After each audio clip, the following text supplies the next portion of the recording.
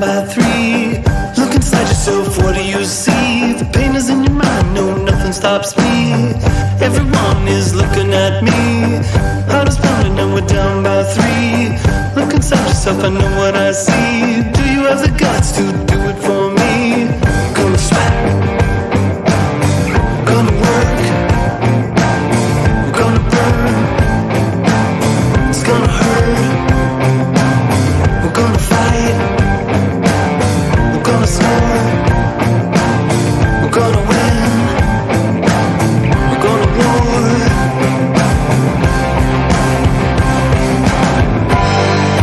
Rattle the glass, kick some ass, kick some ass, rattle the cage, turn the page.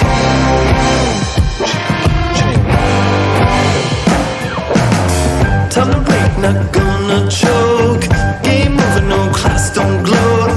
If we win, we'll be the GOAT. Do you have the heart to give him some hope? Everyone is looking at me. Time to protest, I'm on my knees. Raise my fist so that everyone sees. I'm gonna stand up for what I believe.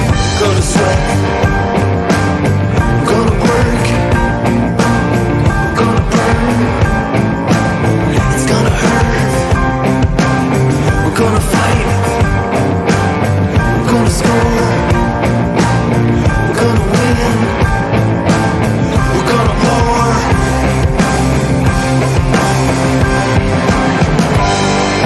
Rattle the glass, kick some ass, kick some ass, rattle the cage, turn the page.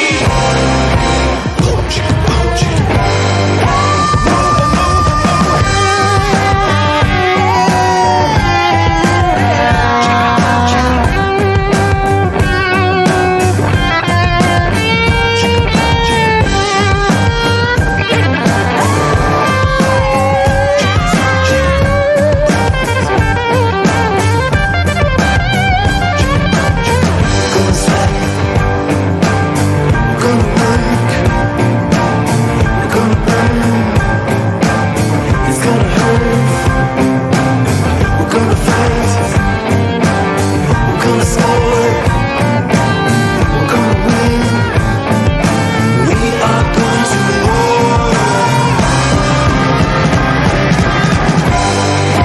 Rattle the glass, kick some ass, kick some ass, rattle the cage, turn the page.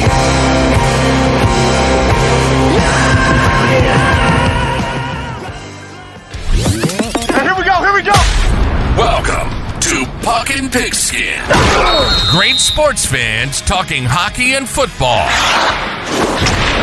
with a dash of everything else. Ready?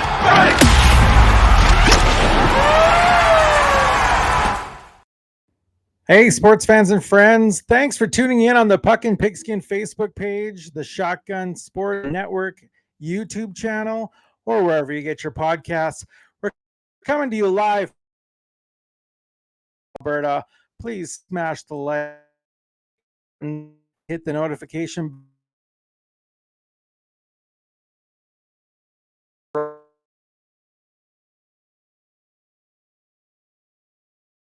action is one of the best things about doing a fan-sided show live. Another great show for you tonight. Unfortunately, CFL All-Star and Mental had to be reset because 1 p.m. Eastern time, but we still have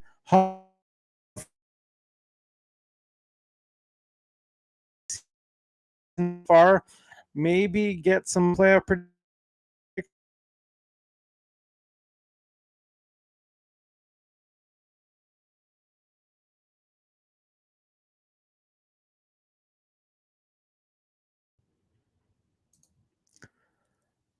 The Flames lost last Wednesday to the Vancouver Canucks 4-3 in overtime. then avenged that loss with a 4-2 win against the Vancouver Canucks on Saturday in Calgary. And just last night, they beat the Seattle Kraken 4-3 in overtime. Flames preseason record is now 5-0-1. Now, I know it's just preseason, but as a Flames fan, we'll see how October goes. They typically don't do October, so they keep this rolling. Action is tomorrow in Jets, and they will regular season October 9th in Vancouver against the Vancouver Canucks. Transactions: the Flames signed Calgary-born Andrew Basha to a 3-year entry-level contract.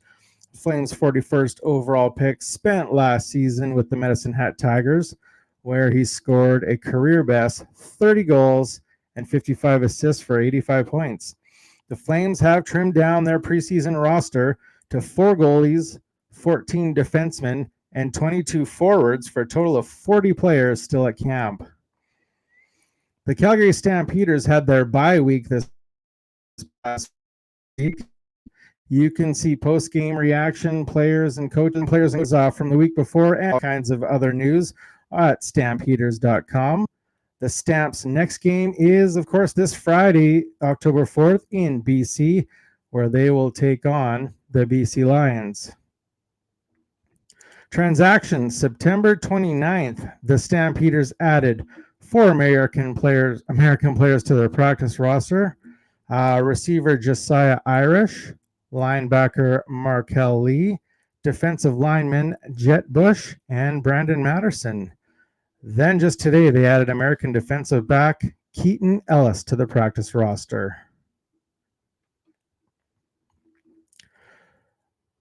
So I have a bit of time here before Dave Naylor joins the show. So let's go over the the upcoming games this week.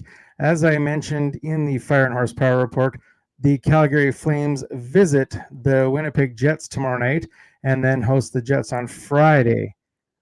The Flames have looked very hot this preseason so far. However, since trimming the roster, they have looked a little more average than they did to start the preseason. The Jets, on the other hand, have looked very subpar so far in the preseason with a record of 1-2-1. I see that our guest has now logged in. He's a Hall of Fame journalist and reporter for TSN covering the Canadian Football League.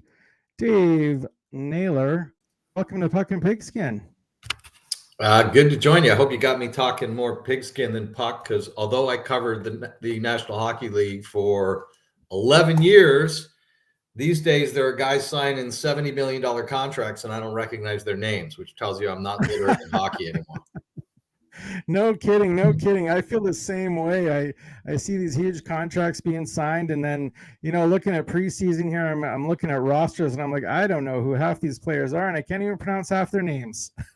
It doesn't take you very long, when you're not covering a sport, to feel like you really don't know what the heck you're talking about. And I say that, like I hosted radio in Toronto for 5 years. So I was talking NHL hockey every single day, and I covered the league for 11 years in Ottawa and Montreal. And but these days, I am not a puck guy in terms of my knowledge. No, all my energy is invested in pigskin. Yeah, so you studied journalism at Carleton University in Ottawa. Give us a rundown of your journey from there to covering the CFL for TSN. Obviously, hockey was in between there somewhere. Yeah, boy, we could fill up a show on this one, but because my career doesn't really... notes. Well, I don't know. People ask me, how did you, Dave? How did you become the football guy at TSN? Like, you never played football, and I answer honestly, I don't know. No, I do, but it's real quick. I graduated with a degree in journalism from Carleton. I was very fortunate coming out of, actually not out of school, because I went back for an extra year to run the university newspaper, because I did not get a single job offer after graduating with a degree in journalism from Carleton. Not one. So I made a snap decision to go back and run the university newspaper for a year. from that, I was lucky to secure an internship with the Globe and Mail, which was fantastic. I mean, the Globe and Mail was a great place to intern because they didn't treat you like a student. You were treated like an employee. From there, I went to CBC Radio, and I worked for a couple of years as a producer on a weekly sports show called The Inside Track, which was more, magazine documentary style than it was, about who's going to win the championship or who won last night. I found that producing was not for me. I'm more a reporter than a producer, so I wanted to get out of producing. An opportunity opened up in Regina, Saskatchewan. I went out there for 2 years and worked as a sports reporter on radio for CBC Radio Sports, which no longer exists anymore. And I kind of had an inkling that CBC Radio Sports wasn't going to be long for this world, which is why I quit my job in November of 95. And for pretty much the next 5 years, I freelanced. And when I say I freelanced in radio, in TV, in print. You name it, I did it. I did the weather on CBC in Ottawa. I was the number 3 weather person at CBC in Ottawa, for 2 years. And so you name it. I often say I'm not the best at anything in journalism, but I might have done more different things than anybody in this country. Certainly anybody who's working as a sports reporter. So I freelanced for 5 years. And in 2000, I got hired by the Globe and Mail as a full-time sports writer, which was a great opportunity. I stayed there for a decade. While I was at the Globe, I started making appearances on TSN, sort of as, Dave Naylor of the Globe and Mail. And somebody at TSN said to me at some point, how would you like to go over here and work for us full-time and leave the newspaper business? And in coming up actually to my anniversary, it was 2010.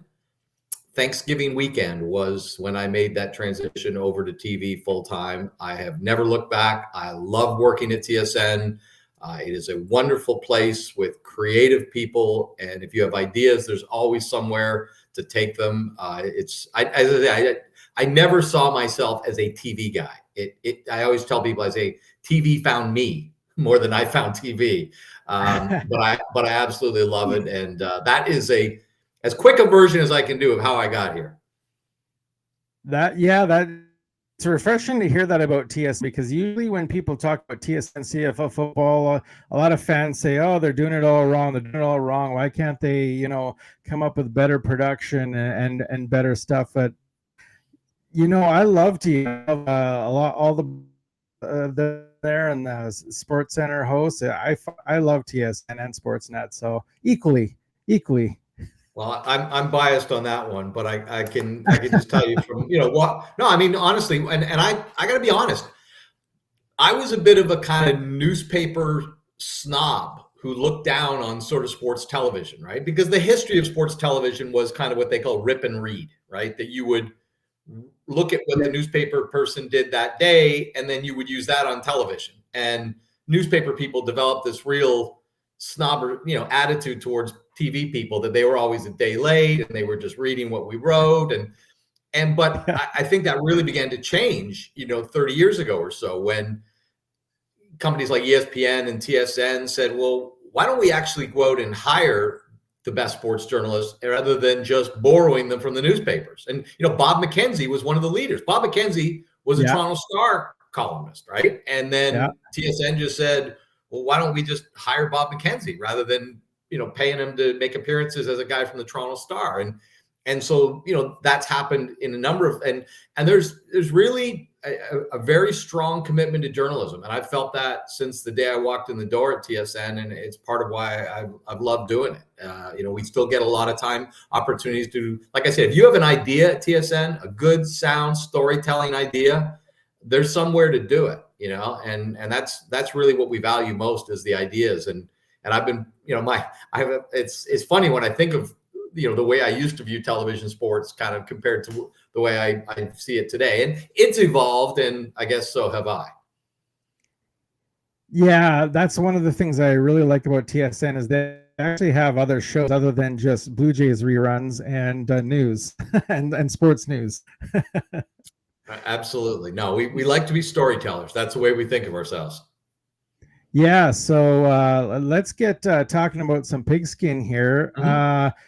Give us your quick thoughts on what you've seen so far this season. What stood out in your mind? Who stood out in your mind so far? We're almost done this season here, but let's hear your thoughts so far.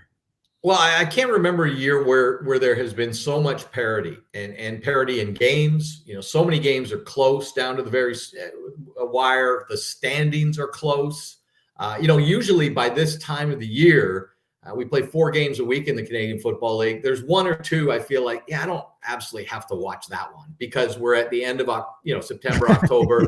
There's a couple of teams that are, it's a 2-11 team playing a 10-3 team, right? I don't need to see that. But those games don't exist this year. There are every game has a compelling reason to watch. And I mean, I think we just had that last weekend. We're going to have it again this week.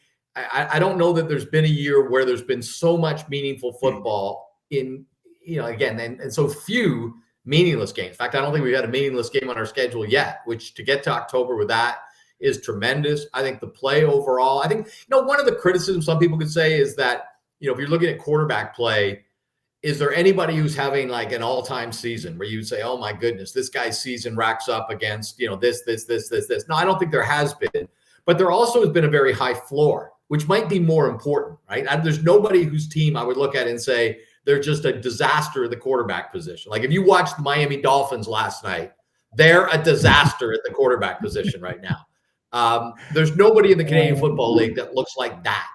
And we have had, seasons, we have had teams in recent years that have looked like that. Ottawa in recent years has looked like that at the quarterback position, much of the last 4 or 5 years. So I think we have a higher floor of the players who are starting in the league. I think we have quality backups. So when there have been injured quarterback, it's not like a team drops off the cliff. Those are the things that really stand out for me, just the quality of the close games.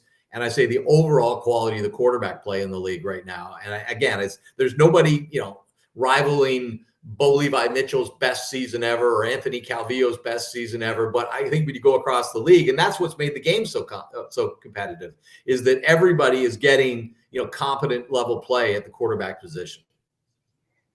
Yeah, you mentioned no meaningless games. I think the Alouettes and Blue Bombers are coming up soon, and that's pretty much a meaningless game. For Montreal anyway. It's a final one of the year. And, Winnipeg's kind of interesting. And I was talking about this a little bit earlier today that, they've won 7 in a row. They're in first place in the West. But you look at their final 3 games, at Hamilton this Friday, and then they have Toronto and Montreal. So, Montreal may have nothing to play for by the time we get to that last game, but certainly Hamilton and Toronto do. So, I'm sure Winnipeg wants to nail down first place, and then they'll be 1 home win away from being in their 5th consecutive Grey Cup, which, as we all remember, where they were when the season started, 0 for 4, hit July, winless, injured. Zach Collaros hasn't had the kind of season that we would expect, and yet, they've been able, between special teams, defense, and the play of Brady Oliveira and some emerging receiving talent around him, they've still been able to get to the top of the division. Yeah, that last game could become a big game for Winnipeg too if the cards play out right. So you never know. No, absolutely. And I think that's what we want to see because, it's hard for teams to manage. Never mind the teams that are out of it. Obviously, if you're 2-15 or something, the end of the year is not a lot of fun. But as we saw from the Toronto Argonauts last year, when you're 16-2, sometimes the end of the season isn't a lot of fun because, football is a game that's meant to be played meaningfully, and when the game results don't matter and you have to balance that with rust versus rest, not wanting to put players, make them subject to injury. I think there were many things that went into the Toronto Argonauts getting smoked in that Eastern Final last year against Montreal at home. But one of them was undoubtedly that they'd gone 2.5 months without playing a game that mattered. And I just think psychologically, you can tell yourself it matters, but it's different. Football is a game where you have to sacrifice. You have to really want it.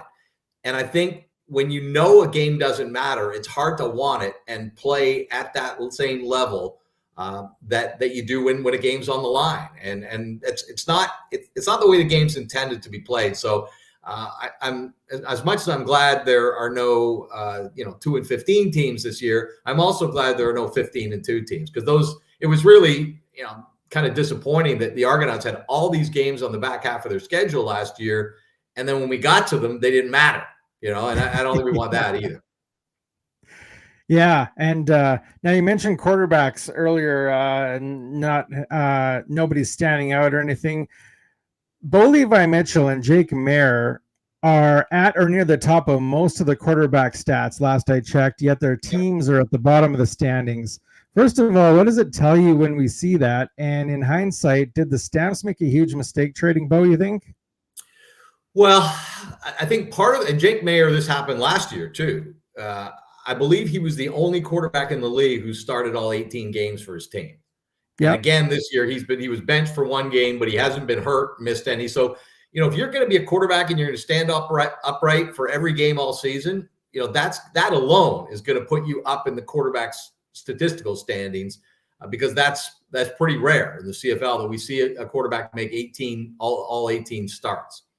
And you'd have to think, if I go around the league right now, whether anybody's done that this year, I don't believe anyone has. When I go through team by team, there's nobody who's done that. So, playing every game for one is going to put you high in the standings, or put you on the upper half of the standings in general.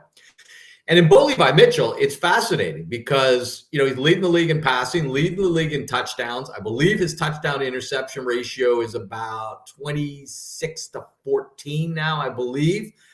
Those are certainly, respectable numbers in any season. And, look, earlier in the year, there were a few things that were happening in Hamilton. Okay. And look, I'm actually glad the quarterback with the best stats isn't on the best team, because it reinforces a point I always try to make about football. Okay. I understand that quarterbacks are going to get the most analysis and the most conversation, and people are going to look at their play to determine, how it's going to affect the outcome of a game. Completely agree. However, this is not golf and this is not tennis. Okay. And I do hear football discussed as if there's one guy on the team and not 46, right? For instance, wins and losses. I hate hearing quarterbacks evaluated by championship. Well, he won so many Super Bowls or so many Grey Cups, and this guy only won. Yeah. If we were talking golf, sure. But I mean, there's three sides of the ball in football, right? Defense, offense, and special teams. Quarterbacks only play on one of those, and you need somebody to block, and you need somebody to pass protect, and you need somebody to catch the football. Those are all key elements to offense that quarterbacks, don't have anything to do with. So I don't like I always am, kind of trying to push back against the oversimplification of football just coming down to quarterbacks. In Hamilton's case, early in the season, penalties, turnovers, porous defense, right? So Bo's putting up lots of yards. And I think, there's something you're probably familiar with called complementary football. And what it means is basically how one side of the ball is playing will affect what another side of the ball is able to do.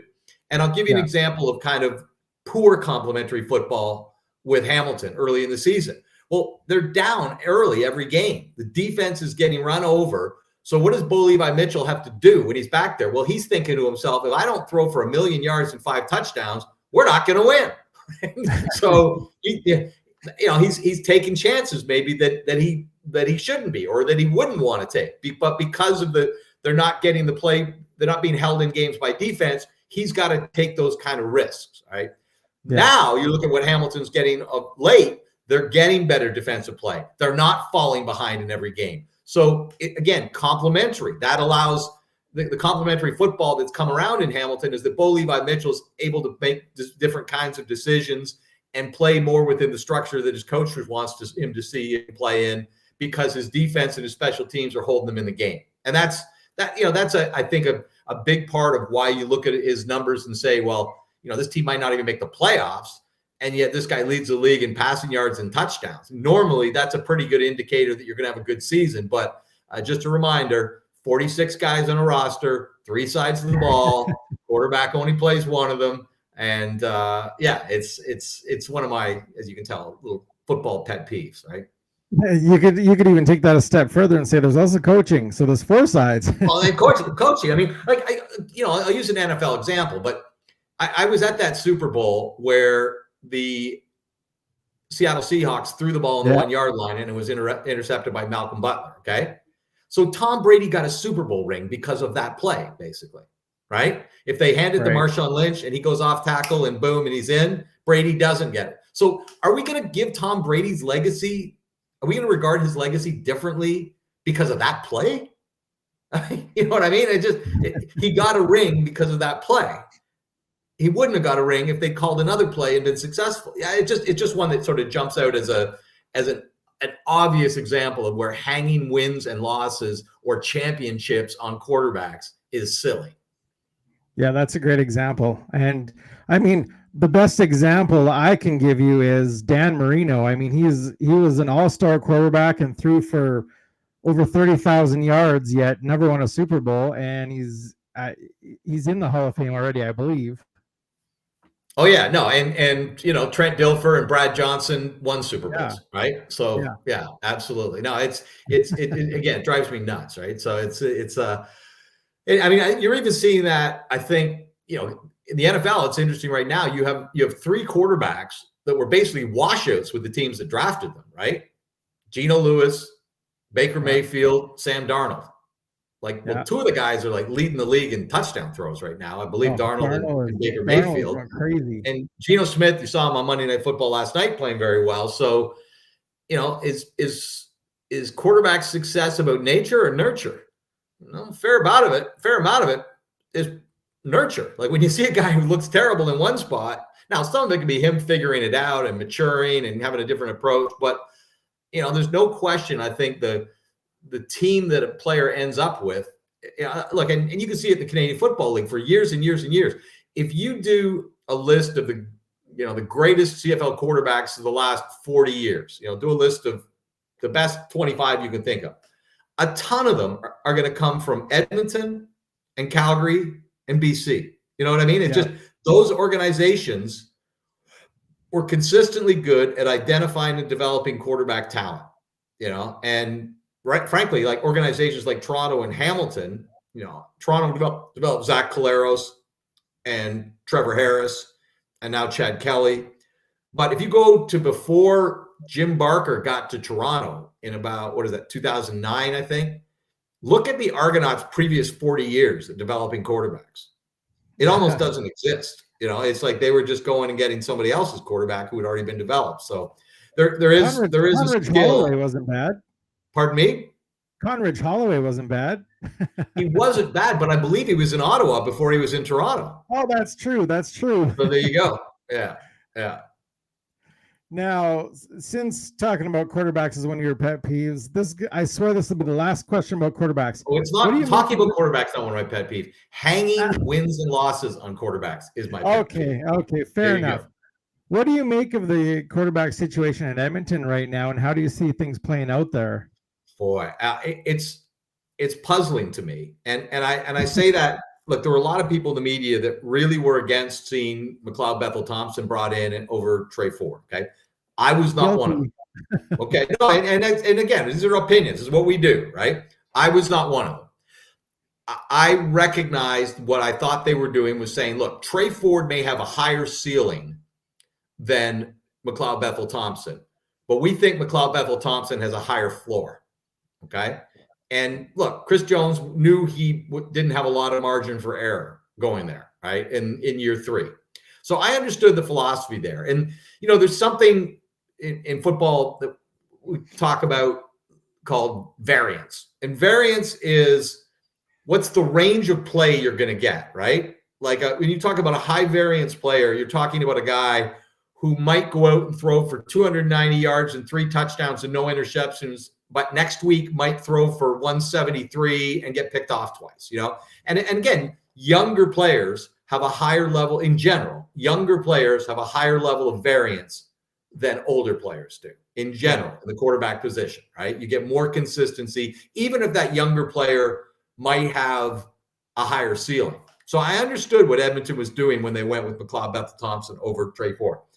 What I don't understand is that once you went to Trey Ford and you won some games, and then, okay, he got hurt, so you go back to McLeod Bethel-Thompson and you won some games. Now, I would have either just stayed with McLeod Bethel-Thompson the rest of the way, or if I went back to Trey, I would have stayed there. But I don't understand going from McLeod off the 2 wins against Calgary to Trey, back to McLeod. I think it's got to be frustrating for both guys. I wonder how the team reacts to it. Look, I think, coming off the first game against Winnipeg, you could have had Trey Ford start the game with the understanding that, hey, we got very small margin for error here. Like, this is a near must win for us. If it's not clicking for you, we're going to go to the other guy after, we'll see where we are middle of the second quarter or so. And that's not, you still want him to play free. You don't want him to play like you feel like he's got a hook one way, but that's the reality of the team of the season for the team. I just found it surprising. And then, the question is, what are they doing beyond this? Well, there's so many layers to that question because we don't know who the coach is going to be. We don't know who the GM is going to be. We don't know how anything that Trey Ford has experienced in Edmonton is necessarily going to be reflective or be factoring into his decision, because he's a free agent at the end of the season, about whether he wants to come back, because it could be different personnel. Or if Jarius Jackson and G-Roy Simon get to the end of the year and say, well, we wanted to play it out with McLeod, but we're prepared to make you our guy next year. If there's not another team that's going to make him the starting quarterback, well, then I think he'll be back, right? So it's really hard to sort of understand, they're going from gut instinct here a little bit, I think. And I know McLeod's practiced more and he's more of a veteran guy. And sometimes you say, look, he's the guy you paid the money to. You're going to win or lose with him. But it's at this point, I am, I guess, on the train of people like yourself and others that say, boy, I'd just be playing Trey Ford. And I didn't say that for the first, half of the season. I think I kind of have the same opinion you do, is play one or the other, but don't keep flip-flopping.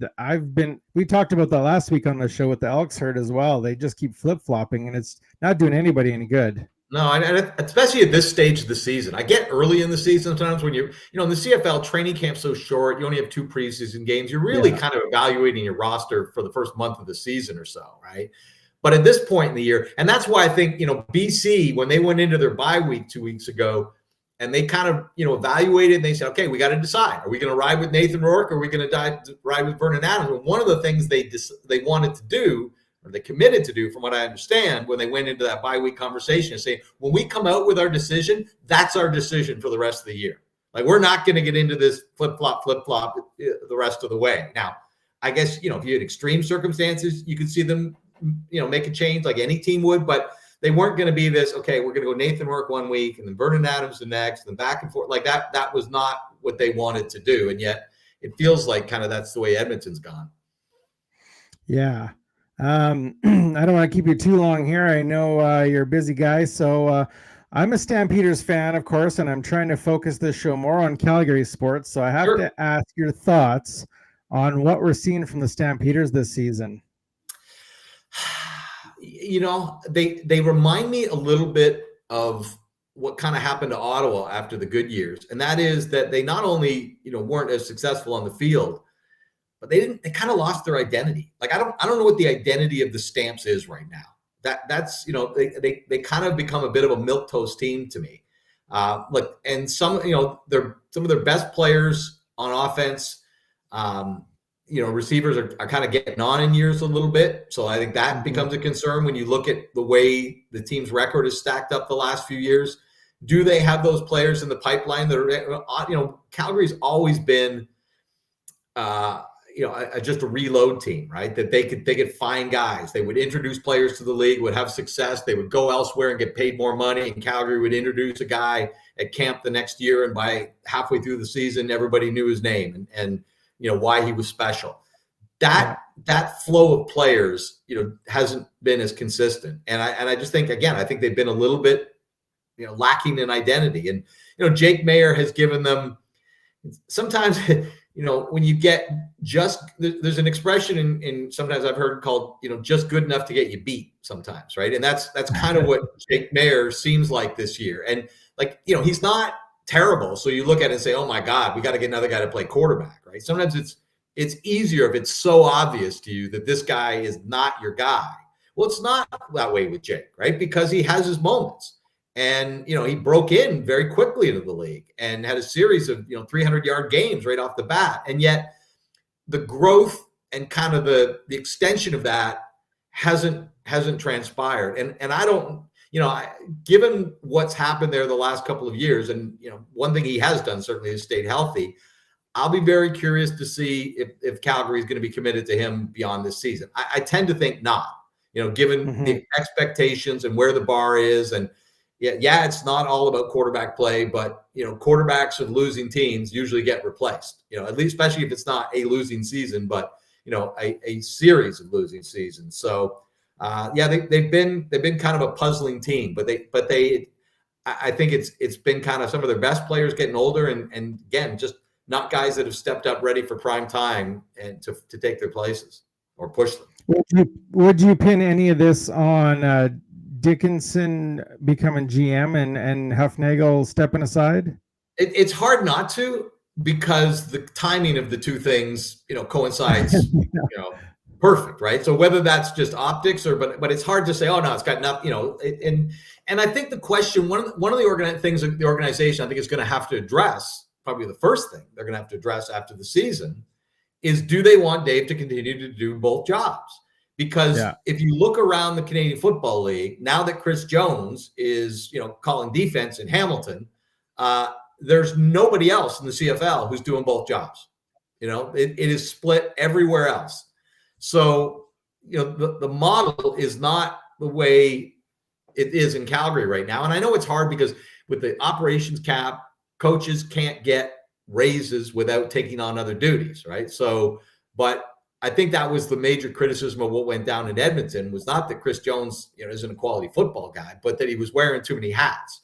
And maybe in Calgary, 2 hats is enough, or is too many. Like maybe, and I think that'll be the curious thing for me. And does that mean that Dave Dickinson wants to be a GM, which is, a lot of coaches, do move upstairs as they get older and longer in the game.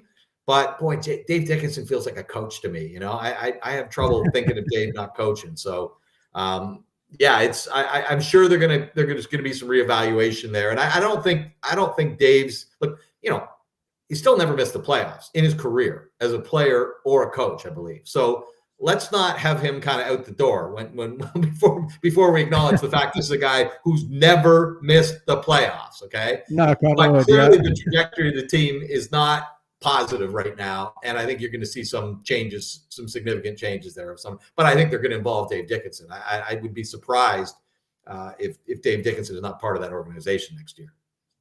Yeah. Now the Owls, of course, are defending champions and looking pretty unbeatable so far. In fact, one of my guests a couple of weeks ago, Coach Phil, said this may be the best team ever assembled in CFL history. Number one, would you agree with that? Number two, are they going to repeat as Grey Cup champions, you think? No, I would not agree with the best team ever assembled. I would not even come close on that. And I say that it's funny.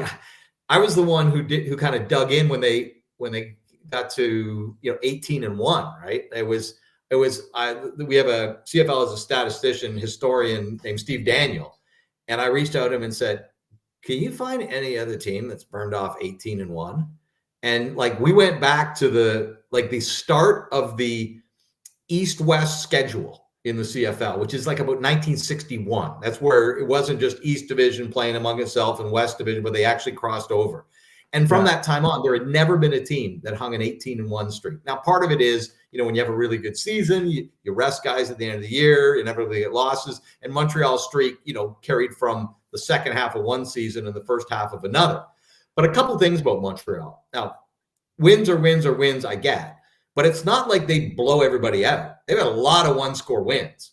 And even in that streak, in this season alone, I believe they've had 3 double-digit comebacks, games that they were down by 2 scores or more and had to come back. And again, 18-1 is 18-1. No one else has ever done it. But I think if you look at how that was, does that tell me that's one of the great teams in CFL history? No, it wouldn't. I would put the Montreal teams of the Mark Trestman era ahead of them. I would put the Toronto Argonauts of the Doug Flutie era ahead of them. And people hate when I say this, but I believe it. The greatest CFL team I ever saw was the 1995 Baltimore Stallions. We did not have a single Canadian on the roster, and that's why it bugs people. But yeah, no question, it was a huge advantage.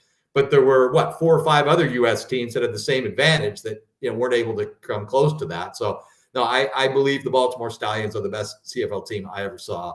Offense, defense, special teams, they were special. And look, I think what Montreal built on defense has been special. And I think Cody Fajardo's played some of the best football of his life. But I still would not put the Owls in that all-time great conversation. No. All right. Last question, then I'll let you go for the night. What are your thoughts on the Jonas Brothers doing the Grey Cup halftime show? It's funny. I am not a music guy of the modern pop variety. So I recognize the Jonas Brothers. I know they're very big with a younger audience, although their prime was a bit ago, so maybe you get a little older audience with it, but carrying the younger audience. Hey, I'm good with it. I think honestly, I think what's important for Grey Cup halftime shows is, one, you want quality entertainment, but two, you want to bring eyeballs on the game that wouldn't otherwise be on the game. And I think it's an opportunity to grow the audience, and so. I can see how the Jonas Brothers would do that, so I'm giving them, 2 thumbs up. There you go. All right. Well, thanks for the CFL insight tonight. You're definitely one of the greatest minds in the CFL right now, journalism-wise. So it was great to get those thoughts. Tell everybody where they can find you on socials and whatnot. Best place to find me on socials on Twitter at TSN Dave Naylor, and my work also lives on tsn.ca, and of course, SportsCenter and all that kind of stuff. Great, excellent. Thanks a lot, Dave, and have a great evening. I will. Thanks for having me. I appreciate it. No worries. All right, sports fans and friends on YouTube, don't forget to like, subscribe, and hit the notification bell to be notified when we go live or post. And like and follow at Puck and Pigskin on X, Twitter, Facebook, Instagram, TikTok, all that stuff. That does it for me here at Puck and Pigskin World Headquarters. Go check out all the great shows on the Shotgun Sports Network, including The Elks Call with my friends Catherine and Scout, a.k.a. The Elks Herd. They go live every Wednesday at 8:30 Pacific Time on the Shotgun Sports Network YouTube channel. From Puck and Pigskin World Headquarters here in Red Deer, have a great night.